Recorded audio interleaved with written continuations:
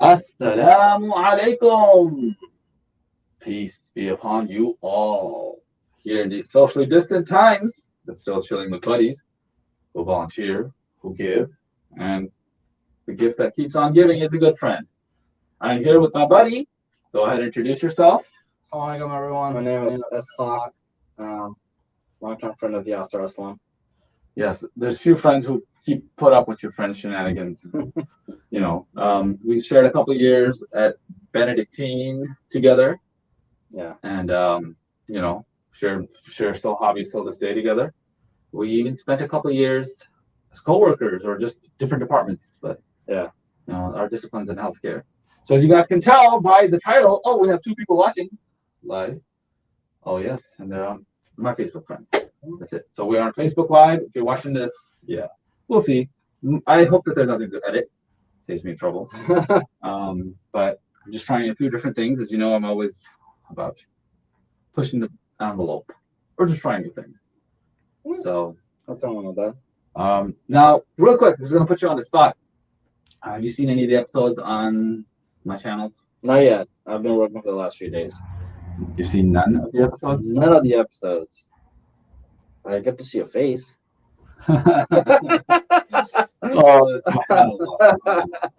Okay, well, it's been a few years. Ishaq's known me for a bit, but this story we wanted to share because we both are CPR certified, which a lot of professionals we imagine are, and we've all had stories at work, but also when you're off the clock. Can we talk about the hepatic oath that physicians have to take to, do nurses and technologists? Do they have nurses don't take the hepatic oath?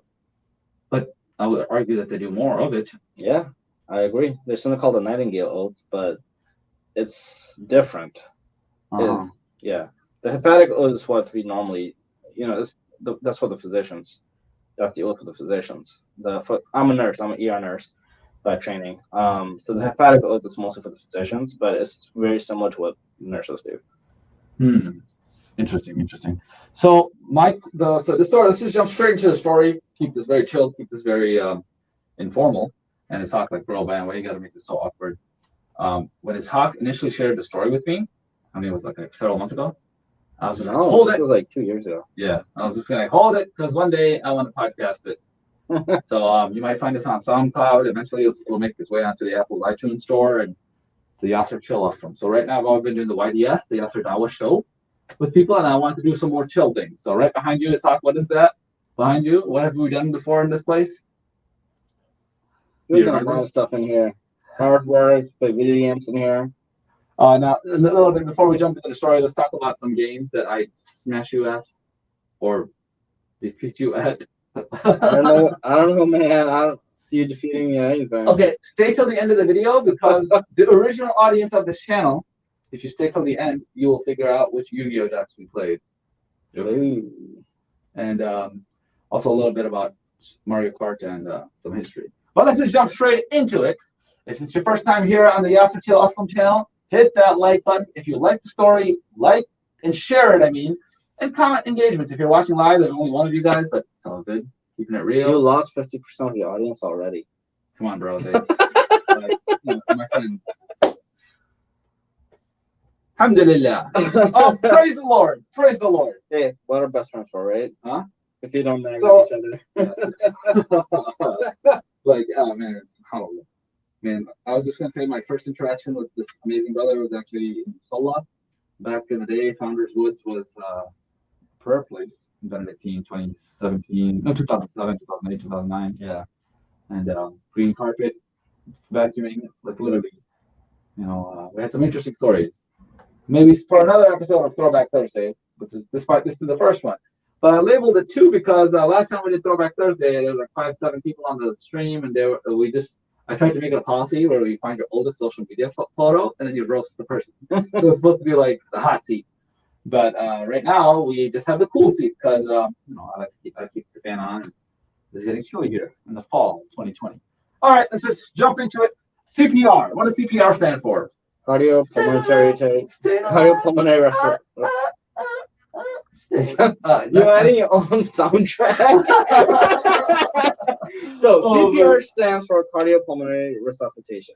So just like the title describes, so when someone needs CPR, it's because their heart stopped or they're no longer breathing. Mm-hmm. So cardiopulmonary resuscitation. We restart the heart. We try to get them to restart breathing on them.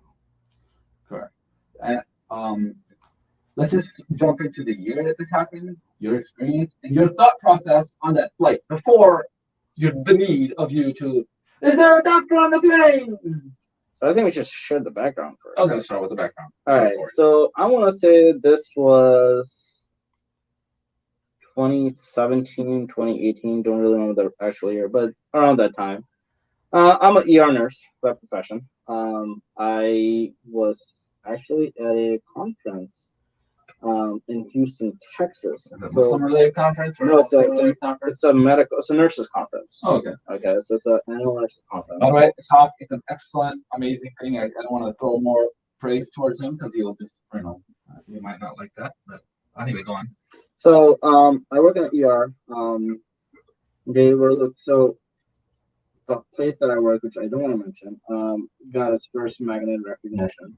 And they wanted someone from the emergency room to represent them. So, ironically, it was someone else. Someone else was supposed to go to the nurses conference, but they backed out, and my boss just asked me to do it. And so I said, yeah, sure, why not? I'll go there. So they sent me to Houston, Texas, for this nurses conference. We were there, we learned, we had a great time. Got to experience a lot of new technologies that will be coming to the hospitals for nurses and for physicians. Mm-hmm. So after the conference, I was scheduled to go back. So this was actually 2017, not even 2018. I was scheduled to go back. I was working the night shift the next day. So the day my flight's supposed to take off, it gets canceled. And they gave me another flight early in the morning, like about 5 o'clock in the morning. So I'm like, all right, you know what? I'm working my shift that day. I have more than 12 hours. I can just go. So the flight at most was 4 hours. It was supposed to take off at 5 a.m. And I would be in Chicago by 9 a.m. Get some shut-eye, come back to work at start at 7. So let's set the stage straight. This is a 3-hour flight? 4-hour flight. 4-hour flight. And you were coming back from a healthcare conference, so it's still fresh in your mind. And actually, what I was showing earlier to you guys is actually just you mentioned magnets. That means the hospital is so awesome that it's a magnet for newly grads or retaining good. Is that what magnet stands for? Kinda. So I mean, there's a lot more to it, but basically, magnet is you're using your policies and everything to become the best hospital that you can be. Yeah. So all the rules and everything at a magnet institution are literally always up to par. And if you guys don't know what this is, I mean, I have one too. This is in healthcare. You put on these badges, right? And you through the doors, or you keep your ID. It has to be above waist level and name tags. Anyways, going back to the story. Mm-hmm. So I get on the flight and half asleep. I pressed Fudger, getting ready to go, and we get into a plane. Southwest Airlines. I'm gonna just mention them. I like Southwest Airlines. So you're on the plane. With Southwest Airlines, they actually let you sit anywhere you want. So it's kind of like first come first serve. Whatever seat you want, you go on there. There's no reserve seats. So I stepped into the plane, and so I'm not even the first people to get on the plane. I'm like probably one of the last people to get on the plane because, like I said, I was playing Fudger. I got on the plane, and one of the seats that's open is like literally in the first row. I'm like, why not? Like, I'm gonna be the first one to get off the plane, man. Okay. So I get on the plane, sit in the middle seat, and who are your neighbors? No neighbors? I had neighbors. Don't really remember them, but I do remember the gentleman sitting on my right was a very elderly gentleman, very frail elderly gentleman. And the announcement goes out that, hey, before we take off, just want to let you know we're gonna be making a schedule stop in some state because they're gonna drop off a mechanic at another airport to help fix the plane somewhere. So people were upset. I was like, whatever. I might just take like an hour extra, but I still get to go home, still get to go to work. So sitting on the plane, getting into a taxi. I'm looking at the gentleman on my right. And I'm like, man, this guy's unfortunately is like he's really old and he's really frail. Spoiler alert. Nothing happens to him. he's fine. Was it the guy next to you? No, it was real quick, just for the audience who is listening. Ishaq, you are a brown man. You're originally from India or Pakistan, right? One of those. I'm half Indian, half Pakistan. So both of those. What else? Give some background to anybody listening. You are 5'10". You 5'8". 5'7". Okay. I'm just maybe, what else? I was born in Saudi Arabia. Okay, that's awesome. Alhamdulillah. But okay, for anybody else listening too, I'm just curious. So you're sitting in the front of what, economy class? Or well, the front of the plane. Front of the plane. Usually the first row. Okay. First row, yeah. First row. Okay, and you are sitting next to an older. So the person on the right is an elderly gentleman. The person on the left is a middle-aged woman. Okay. And like both, like like Caucasians, Hispanic, African American. I don't really know at this point. No, that's unimportant details. Completely wrong. So anyways, we take off. Flight goes off. I want to say maybe like 15 to 30 minutes into a flight, they allow passengers to use the bathroom and everything. So literally the person right behind me, second row, right behind me in the middle seat, gets up and goes to the bathroom. They start serving drinks. So early in the morning, I don't want to eat or drink anything. I just ask for water because I just want to stay hydrated. I'm drinking water. They finish off their service. This gentleman comes out of the bathroom and I'm looking at him. I'm like, doesn't really look that good. He's an elderly gentleman too. Would you say 70 plus, 80 plus? I would assume 90 plus. And actually, I usually have a pretty good thing, but I just want to give Scott a few more inches. That you working in healthcare, you probably can guess someone's age, weight, and height pretty accurately, right? Fairly. Like I still shock people today, But now with the COVID mask, I'm horrible to age guessing now. But. So, what's the appropriate word for? I guess stewardess. Air hostess. Air hostess, yeah. Air hostess. So air host. I don't know the dude. No. Yeah, it was a male. It was a male air hostess. I apologize to anyone working in the airfield. I'm not really sure how to address you guys. I just used to call them air hostess or something, but it was a jump. Hostess. That's the stuff. The thing with black. Yeah. So he looks at the gentleman. He talks to him. He asks him, "Sir, are you okay? Are you okay?" And the gentleman is like just holding onto his chest, going, "I don't feel too good. I can't breathe." And was he perforating? Did you know how so he was on my side, and I was like looking forward, but I could hear it because she was like, I'm in the middle seat. He's going past me. And I have a shirt. Literally, I'm wearing a shirt from work that literally says. Okay. Yeah, the institution where we're. Is it the purple shirt you like? Yeah. Okay. My purple shirt. Yeah, your healthy shirt. Sure, why not? So it says, it says nurse right across. Because it's not shirt. Just a clarification. I always give it a hard time as a man nurse, the nurse, actually. And let me tell you something. Anybody watching this? Literally, if you want to serve humankind, little shout out. People who work in healthcare, no matter what your age, your religion, your whatever orientation in life or anything, we help you. If you want someone who's a true humanitarian, not just people in healthcare, because I feel like physicians, they can still discriminate in things. But literally, I jokingly say as a CNA and things like that, you get paid to wipe people's behinds. And again, I want to take that thing, but literally, there's nothing wrong with that. But again, a lot of people don't realize that, I would say healthcare in the United States and anywhere around the world, 80% of it is run on the backs and the hard work of our ends, the people who are on the front lines, not the people in the back of the tent calling the shots. I would also say it's a team collaboration. It's a team. Definitely, it's a team effort. The most critical person on the team of the staff is not the radiology department, not the transportation, not even lab. It really has to be the frontline people who are in the front primary care. There's a reason they work 12-hour shifts. There's a reason the handoffs are so important and all these things. So yes, special shout out to all the RNs out there, the true heroes.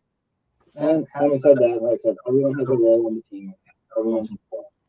So, back to the story? Yes. Back to the story. No interruption sound. So I'm gonna share the lyrics as nurse, and I know, like, when the air hostess was talking to the gentleman, I'm like, they're definitely gonna call a medical person to assist with this. And I'm like, dude, my shared lyrics as nurse, I cannot pretend anything otherwise. I mean, it's not like I was not gonna help, but I'm like, I know they were gonna ask me, and before like asking, you want to So offer. this person has it been you're in the front left of the plane, and he's 2 seats behind you, or 1 seat He's behind you? literally 1 seat behind me. One He's seat like behind literally behind me. Okay, perfect. Okay, that maybe is. But he's on to my side, and I'm drinking my water. And I'm just like, okay, Sorry. So I'm like, my shirt says nurse. I am, instead of like him asking, I'm just gonna volunteer, because I don't want to be the guy who's heard the story and like try to ignore it. Like I said, was not gonna ignore it to begin with. So I finished my water, and the air hostess is on the phone. He's like, do we have a physician on board? And I stand up in front of him because I'm the first row. I'm like, I'm a nurse. I'm just pointing to my shirt. I'm like, need assistance. I'm available to offer it. So he goes, yeah, thank you, sir. We have, and he's like, this gentleman is, I'm like, yeah, I heard, I was right there. So was he breathing heavy? he was breathing heavily. Gentleman was African American. He was breathing heavily, and I knew there's something wrong, right? Because we are like a couple thousand feet up in the air. Some people, it can affect the physiology. Like, think about it, if flight takes off, your ear pop, there's a change in pressure and everything. And it just so happened that there was a physician on board, and she was also an ER physician who was going to Chicago. I'm coming back to Chicago because she was going to Chicago to take the board. Oh, so it's an ER doctor. No, she's a full attending physician. So she was like taking blitz and something else. Good time. Okay, maybe someone wanted to join. Keep going. So, but I didn't know there was a physician on board because at this point I am assessing the person. So I'm talking to him and asking him, hey sir, what's going on? He keeps telling me I can't breathe. So I asked the people on the plane, I'm like, hey, do you have like a medical kit? And while they go grab it, I tell him what I'm gonna do. I hold on to his wrist and I'm feeling for a pulse, and just to see how his pulse is. Is it regular? Is it fast? Is it irregular? And it's regular. They bring me a kit. I take a stethoscope. I'm like, I'm gonna listen to your heart and your lungs. I'm a nurse. Like I said, I'll explain this to him. So I'm listening to his heart. So there's something called the apical pulse. Yeah, we put the stethoscope right over the heart. AFib? No, apical pulse. Oh, so it's a pulse. Yeah, how to check a pulse. So you put a stethoscope right over the heart and you listen to it. There are 4 different points, but I just put it right over the heart to listen to it. You gotta understand, I'm on a plane. Wait, did you have a stethoscope? No, they got it. The flight crew got it for me. Yeah. So I'm listening to it, and mind that when you're on the plane, the engine's going off, and it's very hard to hear, right? So I could hear his lung sounds. I'm like, okay, I can still hear him. There's no audible wheezing, I couldn't hear crackles or anything like that, but his heart rate's there. I feel it's nice and strong. So at this point, I turned to the family, and the gentleman had his wife there, who's also elderly, and his daughter. So I'm asking them, does he have any medical problems that you need to be aware of? Like, what's going on? And at this point, the physician arrives. I tell them the background, what's going on. So the family obviously is a little bit distraught. And one thing when you work in medical field, you'll learn is not everyone is a good historian. And some people really cannot tell others what the medical history is. So they got telling me something happened with his abdomen years ago. So I'm like, okay, well, that doesn't really tell me anything. So because the physician's there, I back off. I'm letting the physician assess the patient. Physician's doing their thing. They're talking to the family, and she asks me to check blood sugar. I'm like, okay. I'm looking through the kit, and there is no glucometer in the kit. And I keep asking the flight crew, I'm like, hey, you guys have one? They're like, yeah, it's in there. So I literally just like turn over the entire kit, and I'm going through it. I'm like, there is no glucometer. I don't know how old the kit was. Those kits, They're basically, are they sealed? Are they reused? Some are sealed, some were sealed, and some were like, I guess, so usable. They're not a crash card, obviously. They're not a crash card. No, but even that, they're a little bit above a first aid kit. Yeah, definitely. It has medications in there. It has like glucose. It's got epinephrine. It's got for allergies. It's got, for diabetic people. Okay. Yeah, some other medications in there too. I don't really remember what they were, but it was a very old kit. I mean, like the stuff in there is. So nowadays we have needle-less syringes, but these were so old they still have the needles inside for them. All right. Just want to take a quick pause just to let you know, we have a nurse on board, we have a technologist, and now we also have a physician who's driving, mind you, on an 8-hour drive. So, my friend Hassan. Oh, fantastic. So, hey there, guys. How you doing? We muted you, so no problem. Here. But if you are saying something, we're sorry. He's smiling. I can see him smile. Okay, maybe we can. Maybe I can. Anyway, go on with your story, Hassan. Sorry, I'm gonna have to put you on radio silence until we get this resolved. Go on. So the physician's talking to the family and trying to assess the patient. And the physician. So I'm looking for the glucometer, right? And I'm not paying attention to the patient. So I can't find a glucometer. Finally, I get a glucometer because I guess one of the passengers on the flight donated one. So I'm like, okay, let's check the blood sugar. Patient's still talking and moaning. He's like holding onto his chest. I check his blood sugar. It's normal. It's good. I clean the glucometer, do it to the person. And then the physician goes, hey, I'm gonna check his blood pressure and everything. So I'm like, okay, that's fine. I'm looking for a paper and pen because as nurses we just document everything, right? I don't need the pen right now, but thanks. So I'm letting the physician do the thing. The physician turns to me and goes, hey, can you check the blood pressure? I can't really hear it. I'm like, yeah, that's fine, I'll check it. And like I said, we're on a plane, I don't need that. We're on a plane. It's gonna be hard to hear, but I'll definitely look for it. So I try his right arm. I tell him, sir, just relax your arm by his side. I'm going to check your blood pressure. I can't hear anything. So I try his left arm. And I look up at the patient. I'm like, he's really not talking. So I'm like, okay, initially I listened to his heart and lungs and I knew he had a pulse. So I take the stethoscope, put this on his heart again, and there's no pulse. So I turn to the doctor and I'm saying, no pulse, starting CPR. So real quick, I just want to jump in and say, since you started looking at him, still the fact that he didn't have a pulse. How many minutes? Less than 5 minutes. Less than 5 minutes. Yeah. And we work very fast. It just sounds like it took a long time, but we work very fast. Is the ER physician person next to you at least? Yeah. They came up to the front of the plane. Well, they came up after I listened to heart and the lungs. Oh, so like a minute, about a minute went by before the physician came up because they were in the back of the plane.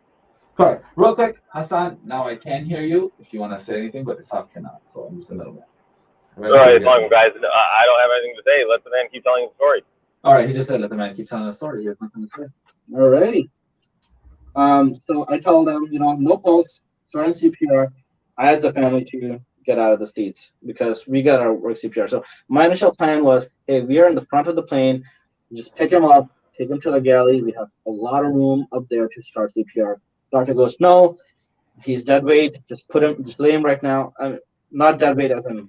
She didn't say he was dead weight. So by this time, the family member and someone else had moved. So you have 3 seats. We have 3 seats. So obviously the physician didn't say this is dead weight, but she said, let's start it right here. So I'm like, I didn't agree with the plan, but I'm like, fine. We have something elevated, we can do it. So I lay him down, start CPR. At this point, the flight crew is starting to get very anxious, and they're like running about. They're asking if someone could help do CPR. And I'm like doing CPR, right? I'm like, do you have anything to breathe, like a bag valve mask? So are you over the person? Yeah. That you're doing this because if anyone who's done CPR, every couple of years now that you have to get your CPR redone, even in class when you're doing the reps, you get tired, and that's just the dummy. That's just but in real life, it's harder. Yeah. No, in real life it's actually easier because your adrenaline is running, so you have enough energy. Yeah. So I'm doing CPR. I asked the flight crew, hey, if we have something with oxygen to help breathe. They're like, yeah, we have a bag valve mask. I'm like, fantastic, go get it. The physician is trying to get talk to a family, get more history. They ask for people to help CPR. The physician goes, hey, you're an ER nurse. Why don't you start breathing for the patient? And we have enough people here to do CPR. I'm like, okay, that's fine with me. Let's work it. So I go to the head of the patient, like turn around, what we call head of the bed. I have the bag valve mask. I connect the oxygen. So you're putting it on, and I'm giving him rescue breaths every 5 to 6 seconds. And the way I know this is because anytime I've done that in my career, I'm literally counting to 5, like 1, 1,000, 2, 1,000, 3, 1,000, 4, 1,000, 5, 1,000, breathe. So there are people doing CPR. I'm bagging the patient. And who are the people doing the CPR? Just some of them were flight crew, some were the passengers. Flight crew. Yeah, they kept rotating out. Good job, Southwest. Stepping up. Yep. So at this point, the physician goes, hey, you're ER nurse. Why don't I take over breathing for the patient and you give medication? So I'm like, hey, that's perfect. The kid has epinephrine in there. It's got IVs in there. I could definitely do that. So I get on we switch. I look at the kit. I knew exactly what's in there. I take an IV. Unfortunately, there's no tourniquet on the kit. So I'm like, you know what? Doesn't matter. I can still find a way and do it. Yeah. So ironically, it was the left arm. So I am. Can I say something? I don't know. Doctor, I want to say something. I'll look at you. Go ahead, Hassan.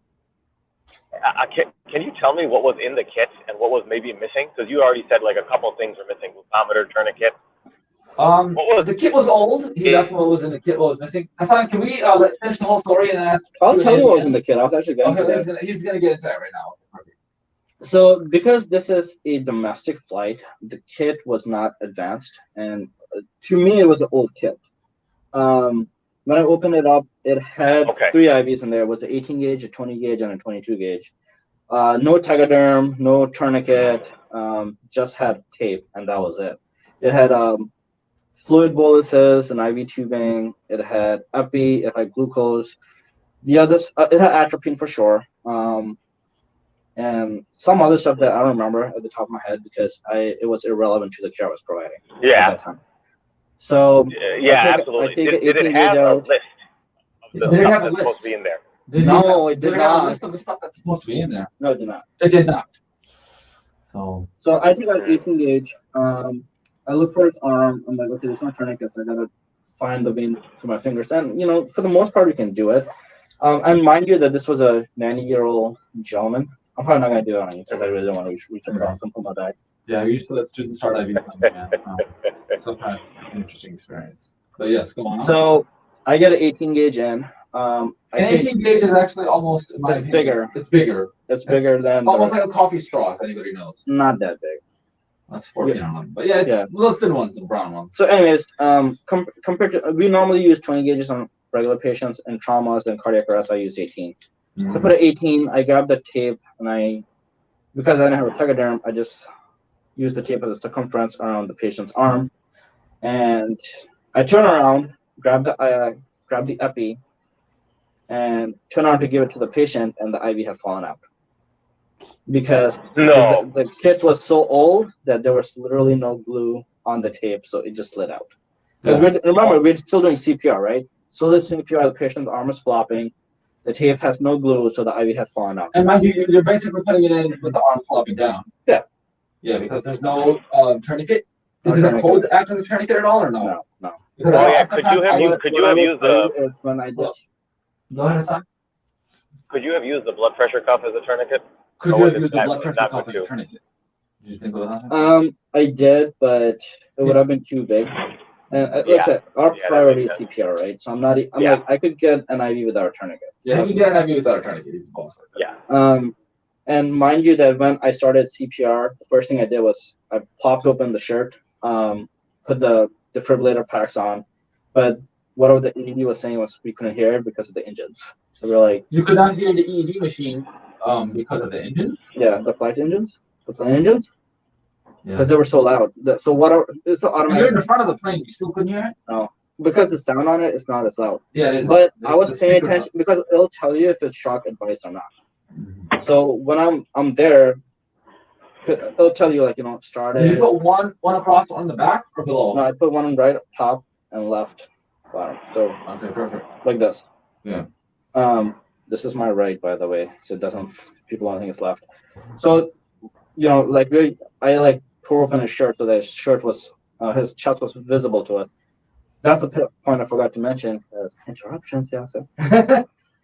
He was very, very bloated. His chest was ridiculously bloated, so was his abdomen, and his abdomen was almost rock hard.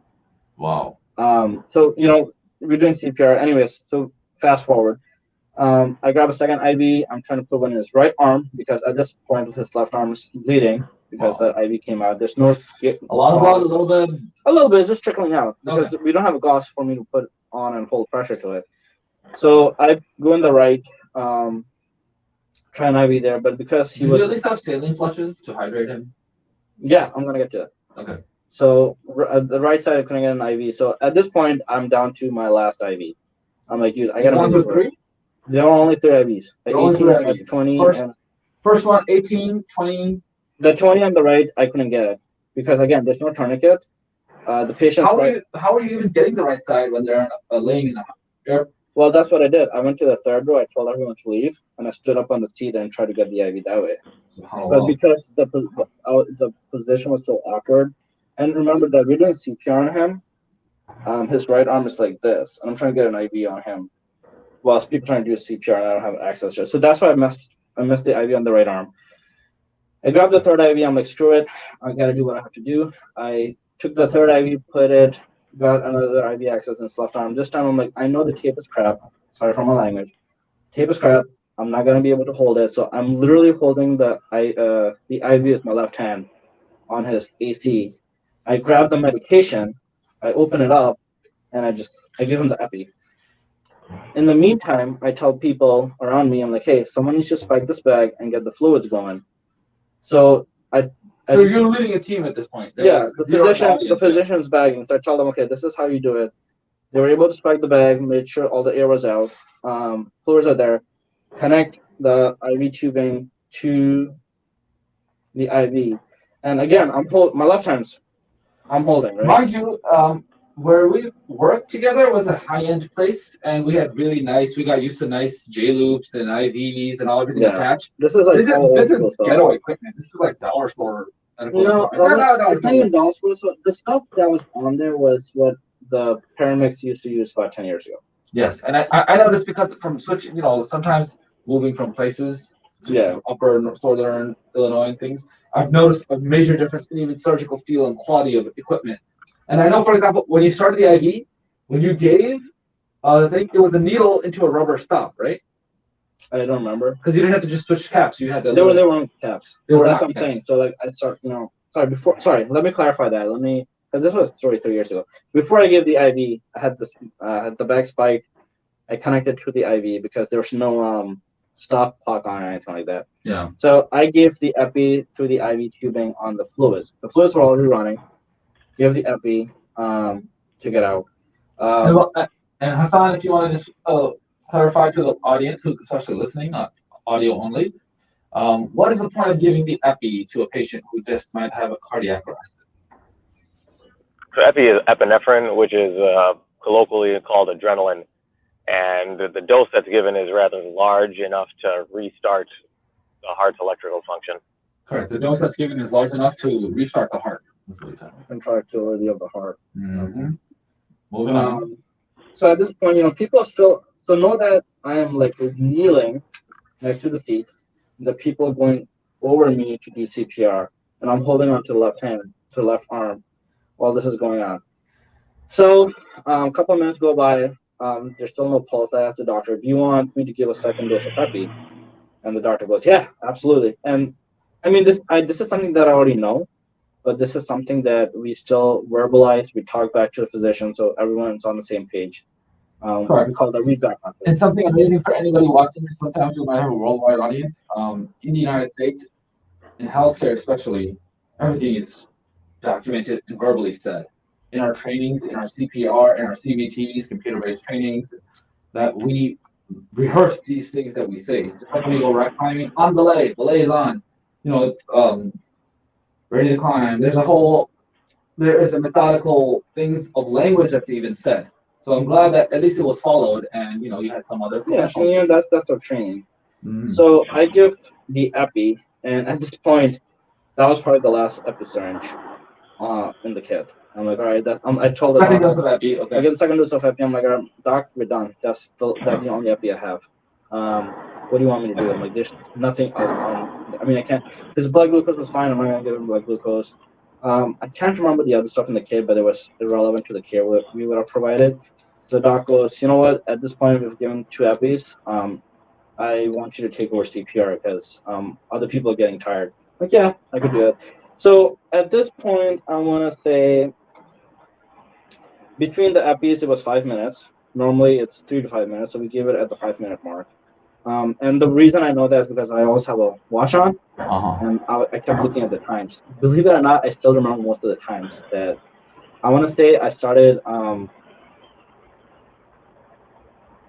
around like 35 minutes. After 35 minutes after the flight took off, that's when we started CPR. So I still remember to this day, it's like 35 minutes later is when we started CPR.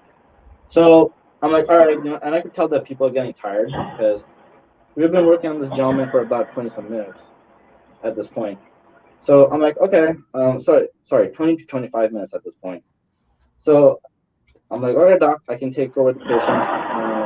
I'm like, just know that I'm going to lose IV access because there's no tape and IV's not going off. He goes, that's fine. I mean, we can't really give him anything at this point. The fluids were completed because I had someone holding pressure and squeezing it. Again, no flushes, so we have to resort to old school style treatment. So, pull the IV out because, again, there's no way to hold the IV. There's no tape, there's no tegaderm, nothing like that to keep it secure. Pull the IV out. He's no longer bleeding because I had enough pressure on there. I told someone to hold pressure on this. I'll take over CPR. Doctor's still bagging. Flight crew comes up to me and goes, just so you know, we're going to make an emergency landing. I'm like, yeah, I really hope you are. And they tell me, just know that this is a very short runway, so it's going to be a hard landing. Oh my gosh. And so they did end up making an emergency landing because of this one person. I'm so glad. Yeah. That was a good choice. I mean, they did ask me earlier, and I told them, yeah, we'll definitely have to make an emergency landing. This is when CPR was started, so the pilot was aware of what was going on. You'd be surprised how well informed the pilots are with what's going on in the back. I did not know. Like, they knew everything that was going on. They even knew who I was, and I'm like, I never gave my name or information away. How do I know? So actually, a little bit of a plug-in real quick. Airports use facial recognition technology the moment you step foot in an airport. So I know we all have those smart passports now. They have your picture. They're all digitized with facial recognition. So literally, the airline knows the moment you step foot into the airport. They may not know your name, but they know a decent amount. They know a decent amount. But anyway, this is saying, I guess, this is common knowledge. It's all out there. And, So the flight crew comes up to me and tells me, prepare for a hard landing. And I'm just like, okay. And I'm doing CPR, right? They make an overhead announcement that we're going to be making a hard landing. Everyone put seatbelts on. And the doctor is seated while she's bagging the patient, and I'm standing, right? So I look around, I'm like, I guess I'm the only one who's not going to be restrained here. Everybody else? Well, they're going to make a hard landing, so everyone's got to put the seatbelts on. Yeah. And I'm doing CPR, so in the back of my mind, as nurses, we use a lot of humor to help deal with stress. I didn't verbalize this, but in the back of my head, I'm like, I guess if we make a hard landing, I'm the first one to go flying. So like, whatever. So what I did was the position I was in, I was standing. I just widened my legs so that I'm putting pressure against the seats so that I have some kind of like. Because you're still above the patient. Yeah, I'm so that I can balance. So. Oh no, you're bagging and doing CPR? No, the doctor's bagging. Okay. So I'm glad that she at least did that. So I tell the flight crew, just let me know, how far, because they look out the window. I'm focused on the patient. So I turn to our doctor. I'm like, hey, when was the last rhythm check? And she just looks at me because there was a failure in communication, so we didn't do a rhythm check. So I'm like, all right, let's stop CPR. I'm going to check for rhythm. Wait. If you might have been doing this to Marcus then, the rhythm check. No, so the thing is, when patients regain a heartbeat, yes, most of the time they'll like push you away, right? Yeah, they'll be in pain. But because of my training, we are trained to always communicate. Hey, rhythm check, epi time, time for epi, do a rhythm check. So that's something that's going in my brain. So I'm asking the doctor, hey, do you do a rhythm check? Because I wasn't doing CPR, right? I was doing IV stuff. So she goes, no, I haven't. I'm like, oh, let's just do a rhythm check. So I feel first carotid, doctor's feeling for carotid. We're like, okay, no rhythm, continue CPR. So I start CPR again, and they go, prepare for hard landing in 1 minute. So I'm like, okay. So I'm still doing CPR, and the plane lands. And when the plane lands, I kind of lose my balance. So while I'm doing CPR, I just went, it was almost like a cardiac thump where I just went boom on the patient. I didn't fall anything, but I'm still doing CPR. It's now been 2 minutes. I'm looking at my watch while I'm doing CPR. So the plane is taxiing. It was, like I said, short runway, so it came to a hard stop. And we knew that ambulances and firefighter EMS crew was on the scene to take over the care of the patient. So I tell the doctor, hey, it's been 2 minutes. Do you want to do a rhythm check? She goes, yeah, that's fine. So my hand is still on the patient's chest, right? And remember, I had ripped open the shirt earlier. Yeah. And I can feel a pulse. And the doctor can feel a pulse. So I'm like looking at my watch. I'm counting approximately how many beats are going on. I got 88. And 88 beats a minute. Okay. The doctor yells out after 10 seconds, we got a heart rate, and everyone's like clapping. And in the back of my mind, I'm like, I wouldn't have said that out loud because I'm like, what if it's heart rate? Heart stops again, and then we continue CPR. So that's not something that I would have shared. I didn't tell that to our doctor. It's something in my mind. So I'm like, yeah, I have a pulse too. I could feel it right through the chest cavity that his heart's beating. And so I'm like, okay, we have a heart rate. At this point, I'm like, doc, is he breathing on his own? And she goes, yeah, he's breathing on his own. We see a rise and fall of chest. We're not bagging the patient. She has a good, strong carotid pulse. I could feel his apical through my hand, surprisingly. So I back off. Doors open, wide open. EMS crew comes on. I turn to them and I'm like, hey, I am the nurse. I was first on scene. Do you want to report from me? Quick. I just want to stop the story for a second. You guys were the first ones off the plane. We didn't get off the plane.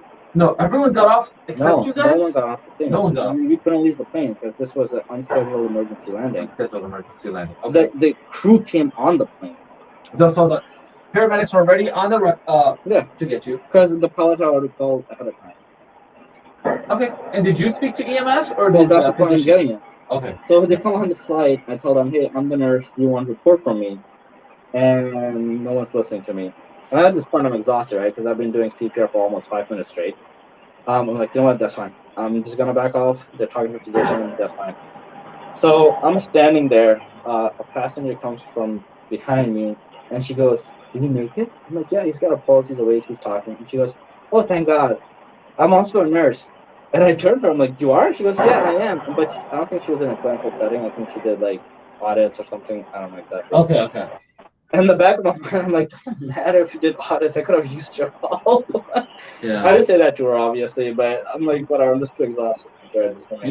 I'm so glad I heard the story from you again. It's on the air. Because when I first heard it, I interpreted it as that there was another physician on the plane. No. And I was like, dude, that's total negligence. Yeah. So this is actually, now we're getting to the best part, right? So there's no more? Because when we did CPR, we got his heart rate back. He was still on, he was still unconscious. Little side twist here, because we were working on the patient for almost 30 minutes, like 20 minutes into the mark when I restarted doing the CPR when everyone else was tired, or like 25 minutes, I should say. I didn't think it was good. This guy's 90 plus years old from the history we got from the family. Did this get media coverage? No. No? I got it done. Oh, okay. I'm curious, did you ever meet this patient again? It's been 2 years? 3 years. Yeah.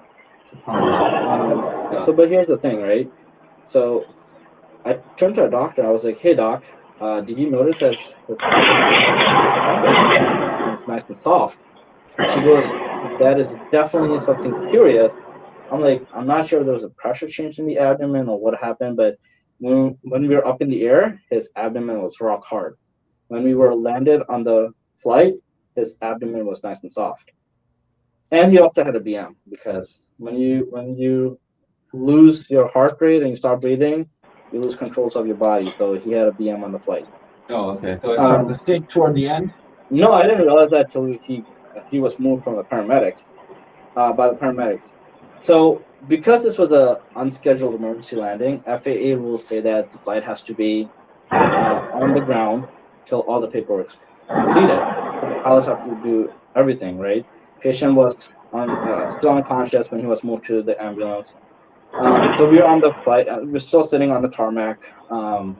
2 hours go by, and they let me step outside to breathe the fresh air and everything because I was exhausted. And the captain was there, and he's like, "Hey, man, good job. I heard what you did and everything." I'm like, "Thank you, captain." I'm like, "I just kind of wish like I knew what happened to the patient." He goes, "I'm surprised no one told you." I'm like, "What?" He's like, "He was in the back of the ambulance, sitting up and talking to everyone." I'm like, "Really? That like never happens." That's like, I mean, I was still young in my career, and I've never seen someone just like get up and start talking after CPR. But later on in my career, I've witnessed it myself in the hospital setting. So afterwards, he was up and talking in the back of the ambulance. Yeah, he was talking to the family. He was talking to the paramedics and everything. And I was like, oh, that's a great, fantastic outcome. Obviously, he was transported to the ER. But apparently, I was when it comes to the crew, that the people who worked on him, the doctor, the flight crew, and myself, I was the last person to meet, because even the doctor said, yeah, he's like, yeah, I was talking to the family too, and he was up and talking. I'm like, oh, that's a fantastic outcome. So that's my story of a CPR on a flight. So guys, for those of you guys, 3 or 5 of you guys watching live, who stayed for the entire story, beginning to end? We didn't think it would take this long. Did you guys like the introductions? Also, if you're a person, literally as a healthcare worker, people saving lives all the time. Hey Hassan, is there anything you would like to say? Dr. Saab. I don't got too much to say other than that's pretty awesome, man, and I'm glad that you guys were able to have a successful outcome there. It is a good story because it has a successful outcome, and also there's so much about flying. I'm going to say it's a good story anyway. It's a good story anyway. It feels good for him that when you do that work and you're able to make a difference. You make a difference and all that. So, but the other part of the story that he was able to let people know is that there are a lot of challenges to doing medicine in the air. Oh, there's a lot of challenges doing medicine in the air. Part of the story too. Yeah. So the point that I was gonna make is, first of all, alhamdulillah, the training that I had, I was ridiculously calm. I was surprised how calm I was throughout the entire thing, because aside from the wife, the patient's daughter was visibly upset, visibly freaked out. I mean, she was grateful that he survived, because she didn't think he was gonna make it. And in my opinion, I didn't think he was gonna make it. The daughter didn't think the father was gonna make it? Yeah, while we were doing CPR. But he was 90 plus, so they've been married for a long time. So the wife was like, 90 plus? Oh. Yeah. Because I asked the wife, I'm like, ma'am, how old is he? And I don't want to give the exact age. Would you say he was a big man, a small man, medium?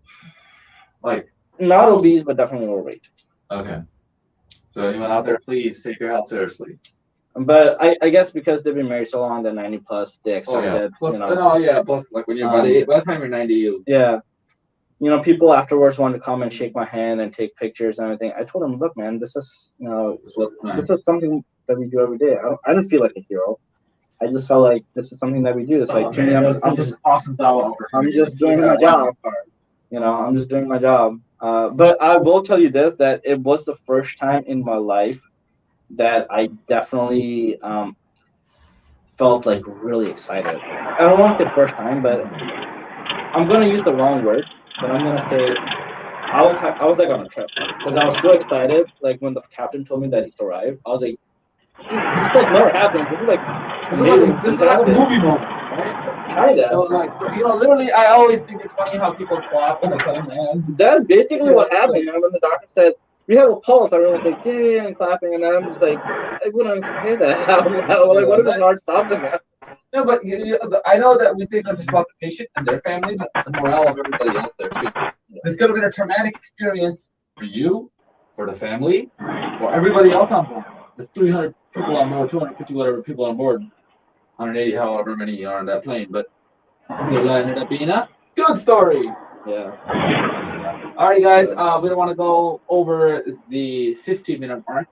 Actually, I don't even know. Yeah, you just said 15 minutes. Snaps. Alrighty, guys. Stay tuned. Normally, Throwback Thursdays. This is the second one because the first one was just a roast. We could try that again, but now we are on to. Hey, let's give the audience who's been on this channel during the NBC days a little bit of, just what they stuck around till the end of the video. What do you think currently? I still like that, and I still play my strike on Rocket Link. Rocket Link? Yep. She's going straight into the meta. I did not go into the meta, man. You know as well as I do that I made that deck by accident. Okay. Because I was going for a Chaos Dragon, so I didn't know how to play Rockets. And your Rockets, was a good your anti-meta went from Jowgen, your beloved that got banned. What is that? Fairy Tail Snow. Yeah. To Inspector Border and I had Inspector Border. That's been like, I mean, yeah, it's evolved over the years. All right, we're gonna end this video with one thing. Oh, by the way, Mr. Six Samurai player right here, will you ever get back into the game? Nothing's I can ask the same impossible. question to my brother. I can ask the same question to so many other people. And this is a hobby that we picked up in middle school, and Yeah. Nothing's impossible, but I don't foresee it right now.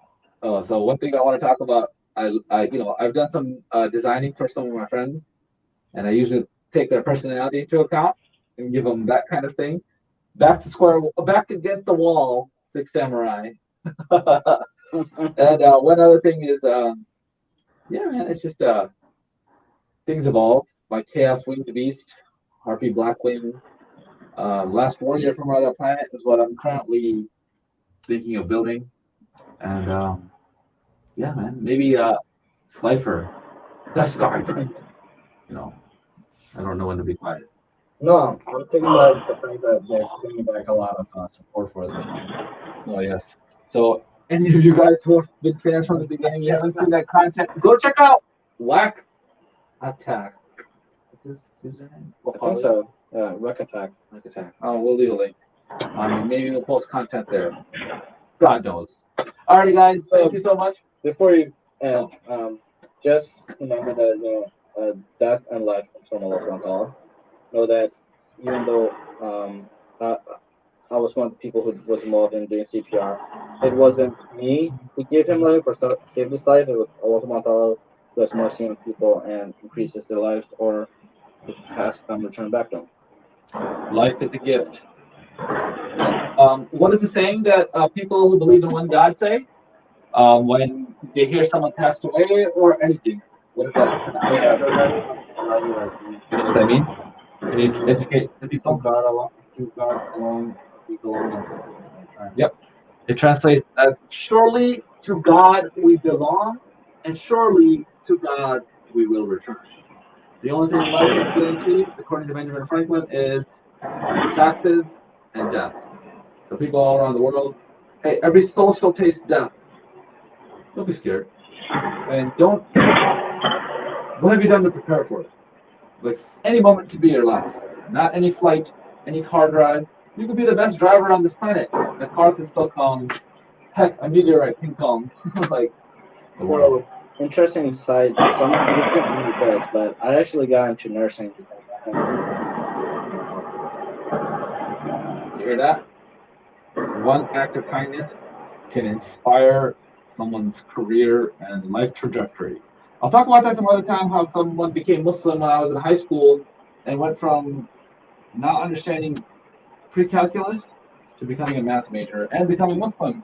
Yusuf Estes, Islam Today and Tomorrow. We'll talk about it sometime. Yeah. Alrighty, guys. Stay tuned. Check out the Yasser Dawa show.